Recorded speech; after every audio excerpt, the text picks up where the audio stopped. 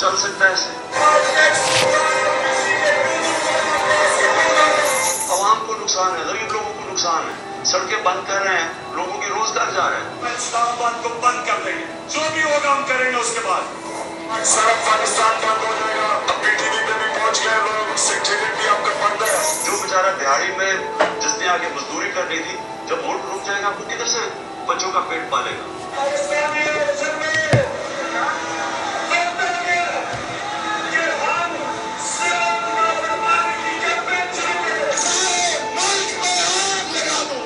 मैं आज आप सब से, अपनी आवाम से अपील कर रहा हूँ, अपने मुल्क की खातिर जो ये अपनी सियासत चमकाने के लिए आपको उकसा रहे हैं, आपने इनकी बातों में नहीं आना।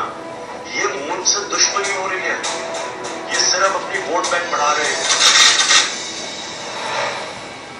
आपने देख लिया कि लड़ाई पाकिस्तान से है। ये पाकिस्तान को नुकसान पहुंचाना चाहता है और पहुंचाने की कोशिश कर रहा है, क्योंकि ये शख्स हम पर थोपा गया है, ये शख्स हम पर प्लांटेड है।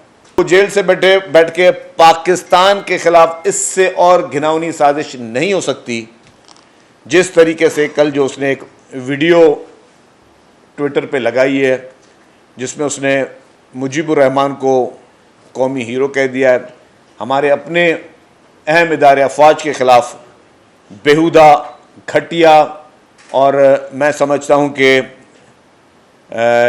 गुमराह कुन जो है वो हकायक पेश कर रहा है। एक सोची समझी साजिश के तहत एक शख्स जो कि सिर्फ 6-7 माह हुए हैं जेल में बैठा है, 8-9 महीने हो गए हैं शायद, और जेल में बैठकर जिसे अवाम के सामने कहा जाता है कि कैदोबंद की सोहबतें हैं, और वो ये अजीब व गरीब कैदोबंद की सोहबतें हैं कि जेल से बैठकर वो शख्स, उसके इंटरव्यू भी चल रहे हैं, जेल में बैठकर उस शख्स के आर्टिकल्स भी गैर मुल्की जरीदों में गोस्ट आर्टिकल्स भी छप रहे हैं, और जेल में बैठकर वो शख्स जो है वो ट्विटर पे मैसेजेस भी दे रहा है,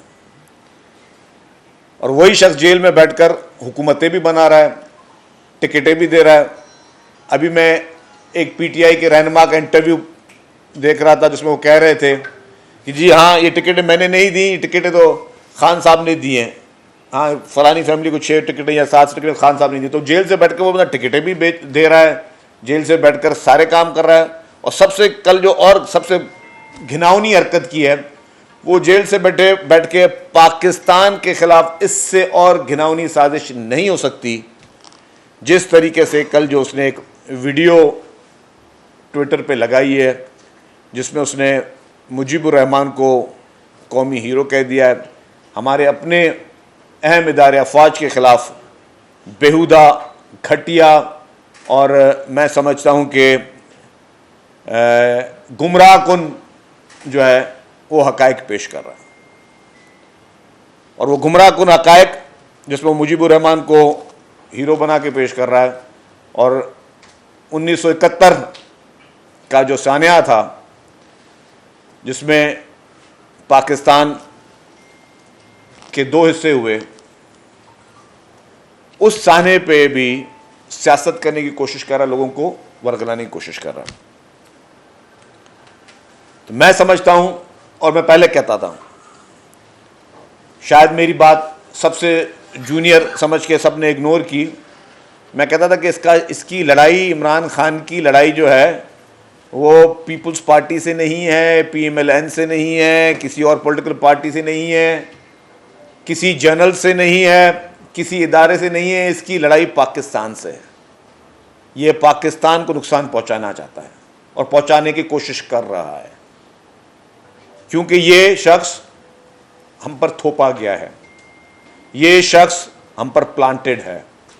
ये शख्स जो भी पाकिस्तान के साथ इस वक्त कर रहा है, मैं कुछ चीज़ें आपको दिखाऊंगा, और जब वो चीज़ें आपके सामने आएंगी तो क्योंकि मैं तो एज ए पॉलिटिकल मुखालिफ हूं ना, मैं तो कोई भी इल्ज़ाम लगा सकता हूं और यही इंप्रेशन लिया जाएगा कि मैं जो बात कर रहा हूं एज ए पॉलिटिकल मुखालिफ की करूँगा। लेकिन मैं जो कुछ चीज़ें आपको दूंगा शायद आपने पहले भी देखी हो, लेकिन उनको अपने कड़ी से कड़ी ज़रूर जोड़ना है कि ये शख्स चाहता क्या है।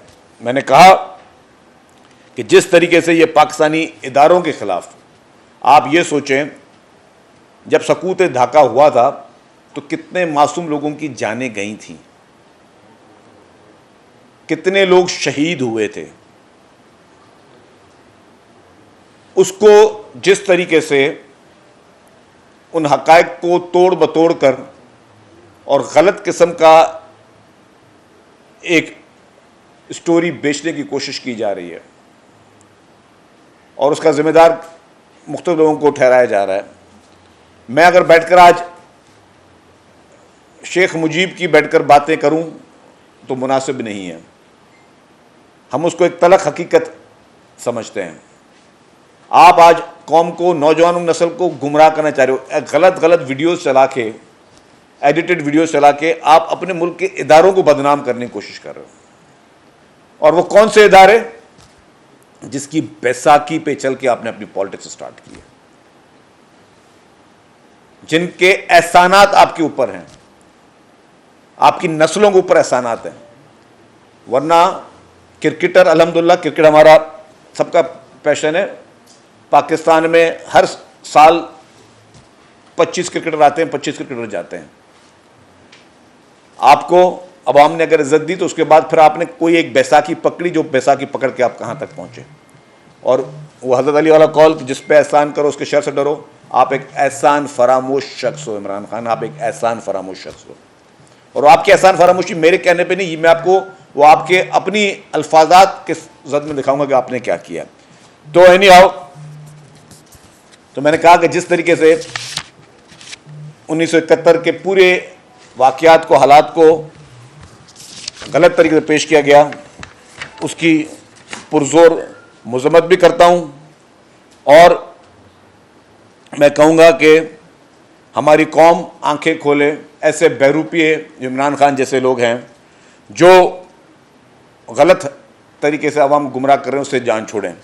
आप पहले वीडियो चलाएं जो कि खान साहब ने कल जिस तरीके से इदारों को घसीटने की कोशिश की, हमारे फ़ौज को घसीटने की कोशिश की, उसके खिलाफ मसख हक़ाइक़ पेश करने की कोशिश की। पहले आप ये देख लें।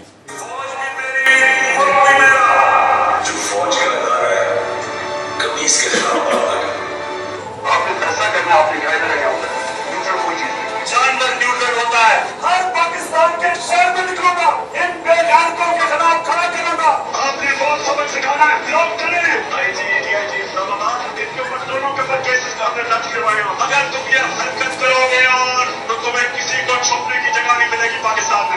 आपको और अपनी तकिया को कहना था, आपको तारीफ माफ नहीं करेगी। इस्लामाबाद आई थी, तुमने तो हमने नहीं छोड़ना, तुम्हारे पर केस करना है। मजिस्ट्रेट साहिबा जेबा आपके ऊपर भी हमें एक्शन लेना है। एस्टेब्लिशमेंट ने सुन लो, क्योंकि अब आपने फैसला किया है इन चोरों का साथ देने के लिए। जब तक गंदर मीर जाफर और मीर सादिक ना हो, कोई साजिश कामयाब नहीं होती। अब आपने देख लिया कि ये शख्स जब इक़्तिदार में था तब ये शख्स उसी फौज की तस्बीह पढ़ रहा था, जैसे इक़्तिदार से हटा तो उसी इदारों के खिलाफ घिनौनी मुहिमें चला रहा था। इसने अपने जो हमने क्लिप दिखाए उसमें उसने पुलिस को धमकियां दी, जजेस को, जुडिशरी को धमकियां दी हैं। बाय नेम वो धमकियां जो हैं वो मौजूद हैं कि ये शख्स किस तरीके से इस मुल्क के हर इदारे को धमकाने की कोशिश करा है। जो आज इसने 1971 की बात की है, जब इक़्तिदार में था तब ये हक़ाइक़ जो उसके नज़र में हक़ाइक़ है तब वो सामने क्यों नहीं लेके आया। अगर इतनी ही इंसानियत थी, इतनी गैरत, जुर्रत, सब चीज़ें थी कि जब वज़ीर आज़म की कुर्सी पे मौजूद था तब बैठ के आवाम को इस तरीके की बातें गुमराह करने की क्यों नहीं बताई। क्योंकि ये सिर्फ ब्लैकमेल करने का तरीका है आपके इदारों को कि या तो मेरे कहने पे चलो, अगर मेरे कहने पे नहीं चलोगे तो फिर हम आपके साथ क्या करें। दूसरी वीडियो चलाएं इनकी आप। मुल्क पे पैसा नहीं था, 2 साल पाकिस्तान की फौज ने असल में अपने डिफेंस एक्सपेंडिचर पे कट दिया। पाकिस्तान की फौज और जनरल बाजवा हमारे साथ खड़े रहे हैं। मेरे ख्याल में जो जनरल बाजवा है ये सबसे ज्यादा न्यूट्रल और प्रो डेमोक्रेटिक जनरल है मेरे ख्याल में। Who is the boss now? आप बॉस हैं या जनरल बाजवा बॉस है? फौज ने पूरी तरह मुझे सपोर्ट किया।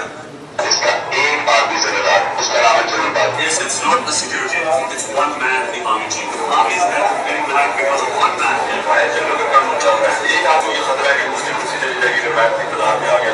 मैंने ऐसी कभी बेगैरती इस मुल्क में नहीं देखी। वो आदमी जिनकी ये का चेयरमैन जो जनरल है, अगर इसने ये ऑर्डर किया तो क्या इसी नहीं होगा, तो आपको कोई फर्क नहीं पड़ेगा। आप इतने बेगैरत हैं, आप भी बेगैरत हैं, और जो आपको हैंडलर जो ये करवा रहे हैं वो भी बेगैरत है, बेज़मीर भी हैं, बेगैरत भी हैं, छोटी सी तनख्वाह के ऊपर अपना। आप बस अब आपने देख लिया कि यही शख्स, मैं सिर्फ मुनाफिकत की बात बता रहा हूँ, अगर कोई कहे कि ये शख्स मुनाफिक नहीं है तो मुनाफिकत की बात बता रहा हूँ कि वही शख्स जब उसको उंगली पकड़कर 2018 की इलेक्शन में इक़्तिदार में बिठाया गया तो ये शख्स क्या था, और जब इस शख्स को एक नो कॉन्फिडेंस के जरिए हटाया गया तब इसका क्या राय थी। दूसरी वीडियो चलाएं।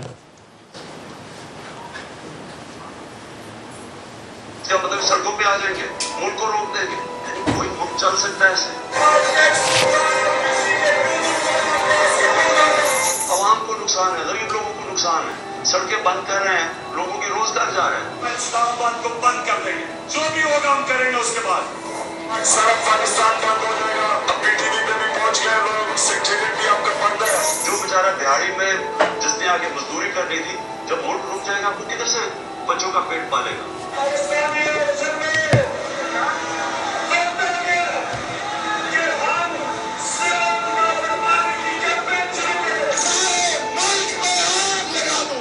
मैं आज आप सब से, अपनी आवाम से अपील कर रहा हूँ, अपने मुल्क की खातिर जो ये अपनी सियासत चमकाने के लिए आपको उकसा रहे हैं, आपने इनकी बातों में नहीं आना। ये मुल्क से दुश्मनी हो रही है, ये सिर्फ अपनी वोट बैंक बढ़ा रहे हैं।